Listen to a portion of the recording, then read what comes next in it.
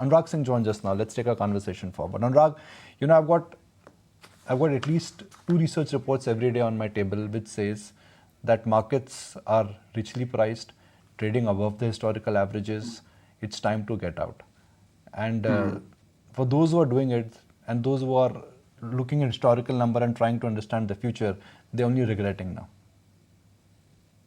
No. So it's only good morning, first of all. And no, I agree. Look, I heard your views, and I agree that at no point market is the best judge. We should not jump in between and say that it's richly valued. But the fact remains that at least experience in the market teaches us that when something is richly valued, we know it's richly valued, right? Now, only two things can beat it, which is either the earnings grow in an unprecedented manner, which beats our expectation of the earnings. And so the richly valued becomes actually reasonably valued. That's one point. Or otherwise, there is a global growth happening across the world. Now, second scenario is unlikely because growth is shrinking across the globe. Easy money supply is kind of coming to an end. It has already. And I think that whole capitulation of US market has not really turned out that bad, actually. So on the face of it, it's looking resilient. But I understand it. Indian market has a very different story of liquidity and money supply. But out here in US, I think we hit at a point where markets really begin to wonder, actually, are we running ahead of fundamentals? Let's not also forget, Nikunj, out here, it's a magnificent 7 rally only. So just 7 stocks have contributed 75% of the S&P growth this year.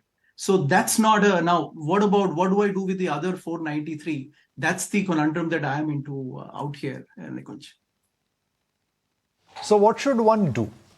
Look at historical data, look at the narrow part of the market, and then perhaps preempt a fall and raise cash, or enjoy the party as long as it lasts.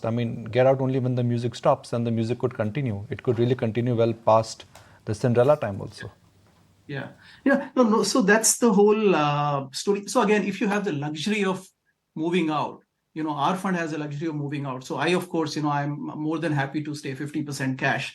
And that's the kind of, I've been waiting for the last more than a year now, almost since 2022, to get a right point to deploy the rest 50% in. And meanwhile, that's enjoying a 5% yield on the two-year bonds. But at the same time, I think it depends on the kind of investor you are in, right? Because most of the people listening to us right now, coming from India, if they are a SIP investor, they should invest, they should continue on those SIPs, although more on the large cap side, less on the small cap side.